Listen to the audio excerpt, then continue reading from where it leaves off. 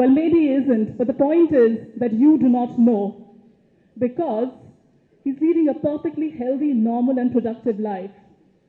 Then why do we need to discriminate? Why do we need to shun people who are HIV positive? If you and I can't even make out that they're HIV positive, they go on living a perfectly healthy, normal life, but we say that no, because you are HIV positive, you do not have a right to live with us. Why? Are you forgetting that you sitting over there are just as vulnerable as that person who does have HIV positive? Probably you are, because that's why you're sitting so smugly and saying, aha, you've got it, I don't. But my dear, you just might get it too. Just remember that. And then probably you won't think of the factor of us and them, because you might be them very soon. We've heard a lot about discrimination against people with HIV.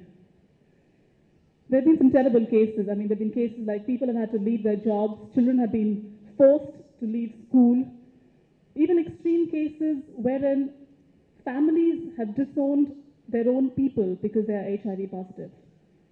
Can you imagine your parents disowning you just because you're HIV positive? It's happened to some people, it just might happen to you. There have been even worse cases. I'll just give one such example. There was this top executive in Madras who was admitted in hospital for some minor ailment, and while he was there, the hospital staff tested him for HIV. He happened to test positive. The staff did not tell him that he was HIV positive. Instead, they discharged him as soon as possible.